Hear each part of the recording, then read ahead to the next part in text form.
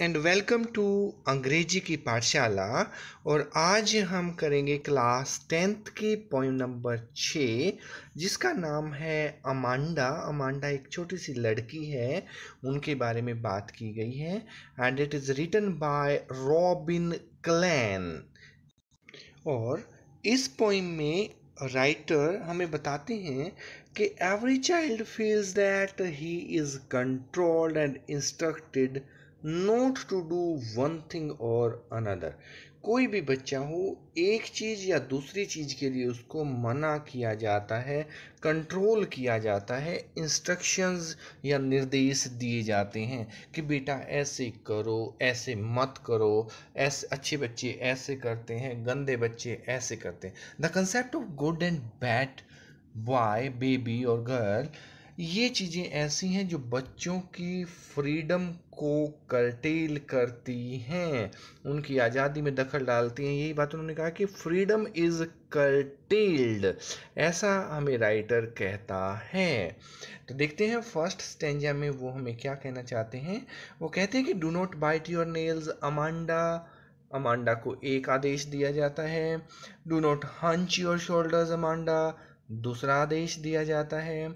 Stop that slouching and sit up straight, सीधे बैठो, तीसरा आदेश अमांडा। और ये स्टॉप दैट स्लॉचिंग तीसरा आदेश और सिट अप स्ट्रेट चौथा। 4 लाइनों में 3 बार अमांडा को बोला गया है और 4 उसे निर्देश दे दिए गए हैं कि नेल्स नाखून नहीं काटने हैं, शोल्डर्स को हंच करना, उचकाना, movement of shoulder up and down, और स्लोचिंग कुर्सी के अंदर पसर कर बैठना जिसमें रीढ़ की हड्डी जो है वो लगभग गोल हो जाती है, उसको मना करके उसको सीधे बैठने के लिए आदेश दिए जाते हैं। तो इस प्रकार से अमांडा कहती है, या पोइट अमांडा के माध्यम से कहना चाहता है कि बच्चों को उनकी आज़ादी बहुत पसंद है, वो ज़्यादा इंस्ट्रक्शंस नहीं चाहते हैं। हेलो एंड वेलकम टू अंग्रेजी की पाठशाला। आज हम करेंगे एक मदर और एक डॉटर से रिलेटेड एक पोएम जो हमारी क्लास 10th की फर्स्ट फ्लाइट बुक से ली गई है। The name of the poem is Amanda. ये जो छोटी लड़की है जो अपनी मदर के साथ कितने आप इनके हाथ की जो शेप है, आकृति है, उससे भी आइडिया लगा सकते हैं कि both of them are in a very happy mood. एक माँ और बेटी के रिलेशंस को दिखाने की कोशिश की है। This poem is written by Robin Klein. और आइए देखते हैं मिस्टर रॉबिन इस पोएम के माध्यम से हमें क्या कहना चाहते हैं। जब फर्स्ट स्टेंजा में मदर कहती है कि Amanda don't bite your nails, नाखून मत काटो, Amanda don't hunch your shoulders, अपने कंधों को मत हिलाओ, मत उचकाओ, स्टॉप दैट स्लॉचिंग, कुर्सी पर बिल्कुल लेटने की पोजीशन में बैठना, मीन्स अपनी रीढ़ की हड्डी को मोड़ लेना, स्लॉच करना, ये सब छोड़ दो। And sit up straight Amanda, तो लगातार हर बात पर इंस्ट्रक्शंस सुनने के बाद, 4 इंस्ट्रक्शंस सुनने के बाद अमांडा क्या सोचती है, वो सोचती है कि काश ऐसा हो जाए, क्या हो जाए कि देयर इज अ लैंग्वेड एमराल्ड सी। लैंग्वेड होता है पीसफुल, काम, बिना किसी दिक्कत के बिल्कुल रिलैक्स होने वाली जगह। एमराल्ड, एमराल्ड जो है वो नाम है एक जेम का। जेम क्या होते हैं? नग। जिस तरह से समंदर में हीरे मोती मिलते हैं, कुछ नग मिलते हैं, कुछ कीमती पत्थर होते हैं। ये सारे जो नग हैं, जो जेम हैं, ये एक्चुअल में पत्थर होते हैं जिन्हें हम स्टोन भी कहते हैं। तो क्या कौन सा स्टोन मिलता है? ये देखिए, एमराल्ड जो है that is a gem stone stone होता है ग्रीन कलर का होता है, अंगूठी में या माला मंगलसूत्र नेकलेस में इसे एक नग के तौर पर जड़ा जा सकता है। तो वो कहते हैं कि काश कोई समंदर हो जो हरे नगों से मोतियों से भरा हुआ हो, बिल्कुल लैंग्विड हो, शांत हो, कोई वहाँ दिक्कत ना हो। वियर द सोल, सोल होता है अकेला, इनहैबिटेंट रहने वाला, जो वहाँ रहता है निवासी, एक ऐसा समंदर हो जहाँ दूसरा कोई ना हो, जहाँ केवल मैं एक ही निवास करने वाली हूँ। The sole inhabitant is me, और मैं भी क्या हूँ, ए मरमेड, एक जल परी की तरह हूँ, ड्रिफ्टिंग ब्लिसफुली, जो कि बिल्कुल ब्लिस के साथ, शांति के साथ, आशीर्वाद के साथ उस समंदर में ड्रिफ्ट करूँ, मूव करूँ या तैरूँ, या मुझे कोई भी कुछ भी कहने वाला ना हो, मैं आज़ादी के साथ उस समंदर में विचरण कर सकूं।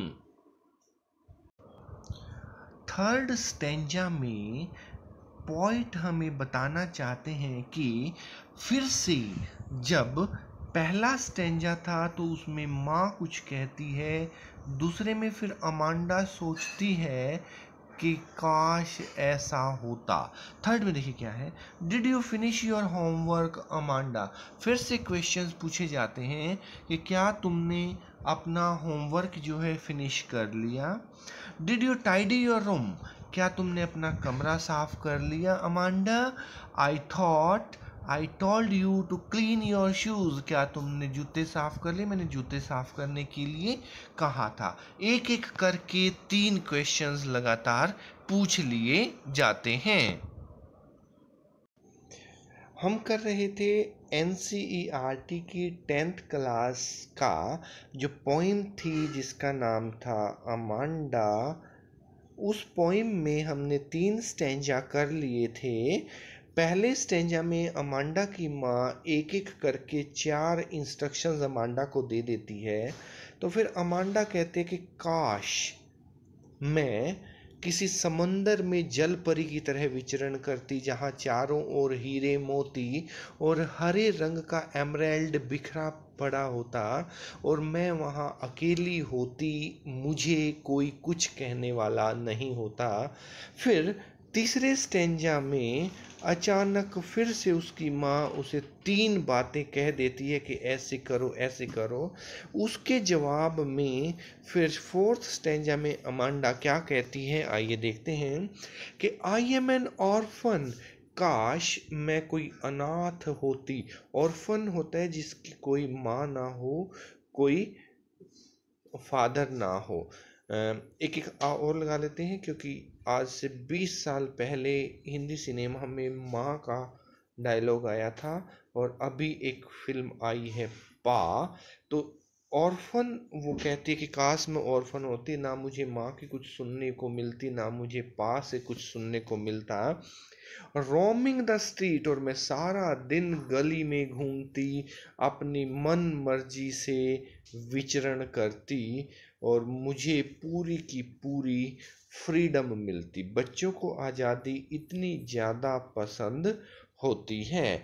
आई pattern soft dust with my hushed bare feet, वो कहते हैं कि फिर मैं क्या करती, अपने पैर, बेयर होते हैं नंगे पैर, बिना जूतों के, मैं अपने नंगे पैरों से जमीन में जो धूल मिट्टी होती है, डस्ट, वो काफ़ी सॉफ्ट होती है, उन पर अपने पैरों के निशान से बना के चलती, जिससे कोई पैटर्न बनता, डिज़ाइन बनता।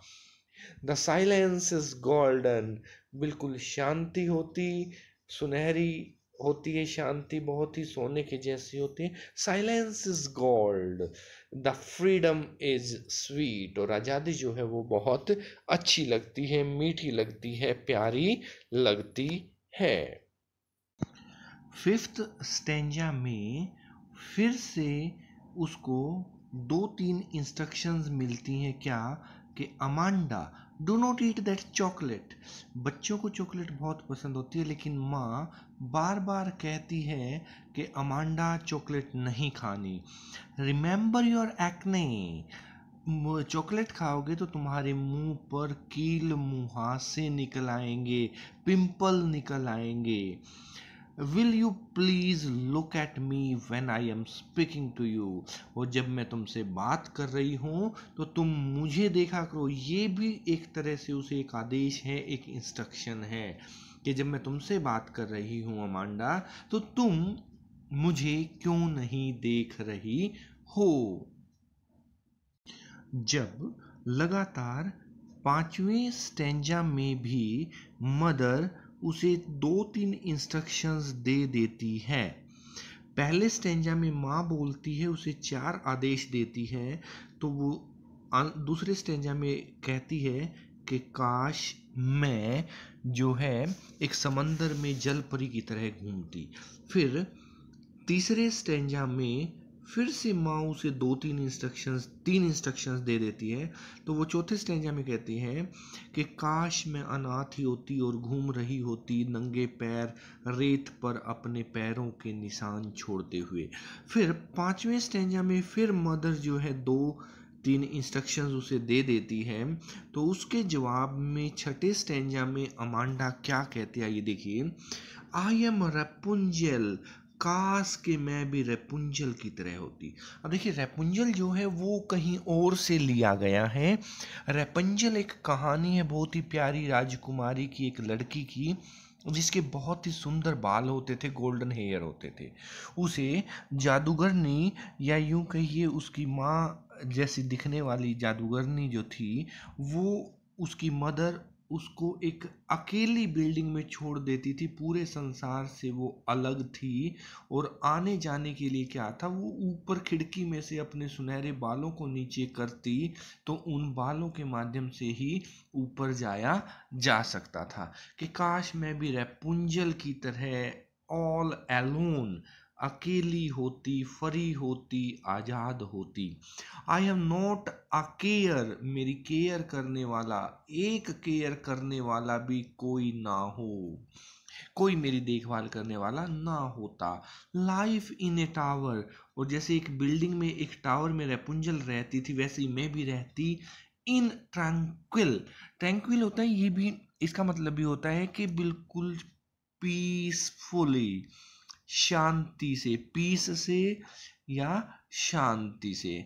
तो जब वो जल परी बनना चाहती है दूसरे स्टेंजा में, तो वहां भी समंदर में अकेली शांति चाहती है, अकेली रहना चाहती है। चौथे स्टेंजा में जब वो गली में अकेली अनाथ बच्चे की तरह घूमना चाहती है, तो वहां पर भी वो शांति चाहती है, और रेपुंजल बनकर भी वो शांति चाहती है। एंड रेयर, और बिल्कुल रेयर होता है जिसके जैसा और कोई भी ना हो, अनकॉमन या दुर्लभ। I will certainly never let down my bright hair, और रेपुंजल तो अपने बाल नीचे गिरा करके उस जादूगरनी को, माँ को, या बाद में कहानी आगे बढ़ते तो किसी और को भी वो ऊपर बुलाती है, लेकिन मैं तो ये गलती भी नहीं करती और बिल्कुल अकेली ही रहती, किसी के आने के लिए अपने बाल भी खिड़की में से नीचे नहीं गिराती। और पोइम के लास्ट स्टेंजा में, 7th स्टेंजा में, माँ कहती है कि stop that sulking at once Amanda, Amanda को एकदम से चुप करा देती है। सल्किंग होता है चिड़चिड़ेपन में, रोना, चिल्लाना, चिड़चिड़ा होना, कोई भी साउंड करना। Sulking means making any sound, चाहे वो चिड़चिड़ा होके करें, चाहे वो रो के करें, तो कहते कि इस तरह की आवाज़ें निकालना जो है वो स्टॉप कर दो Amanda. You are always so moody, तुम अपने ही मन की बातें करते रहते हो, इतनी ज़्यादा मूडी हो गई हो, और अगर तुम मेरे बोलने के बाद ऐसे बिहेव करोगी, anyone would think that I nagged at you, तो लोग तो यही सोचेंगे कि मैंने ही तुम्हारे साथ झगड़ा किया है। नेग करना, झगड़ा करना, कि माँ बेटी का कोई झगड़ा हो गया है। अमांडा। तो पोइम जो है that starts with instructions and ends in instructions, अंत में भी माँ दो तीन बातें कहकर अमांडा को चुप कराने की कोशिश करती है। तो इस तरह से रॉबिन क्लेन ने इस पोइम में बच्चों और नाम भी दिया है अमांडा, अमांडा के बिहेवियर, व्यवहार के बारे में बात करते हैं कि किस प्रकार से बच्चे जो हैं वो जो अपनी आज़ादी को पसंद करते हैं। तो यही चीज़ थी जिसके बारे में राइटर हमें बताना चाहते हैं। तो इस प्रकार से देखा जाए तो कहाँ पर क्या करना है, क्या नहीं करना, तो इसे कोड ऑफ कंडक्ट भी हम कह सकते हैं कि बच्चों के लिए माता पिता पहले ही ये फिक्स कर देते हैं कि कब उन्होंने क्या व्यवहार करना है। तो अमांडा, उसका व्यवहार और उसका कोड ऑफ कंडक्ट ABC के रूप में हम इस पोइम को बड़े आराम से ध्यान रख सकते हैं, जिसमें टोटल 7 स्टेंजा हैं। पहला, तीसरा, पांचवा और सातवां पैरा में मदर इंस्ट्रक्शंस देती है, और दूसरे, चौथे और छठे पैराग्राफ में अमांडा जो है अपनी इच्छा व्यक्त करती है। दूसरे में वो एक जल परी बनना चाहती है, चौथे में वो पैदल घूमने वाला एक अनाथ बच्चा बनना चाहती है, और छठे में वो रेपंजल नामक एक पुराना करैक्टर बनना चाहती है कि वो वहाँ पर भी अकेले रहकर अपनी मर्जी से, अपनी आज़ादी से काम कर सके। That is all for today. कल फिर मिलेंगे एक नई पोइम के साथ। Thank you very much.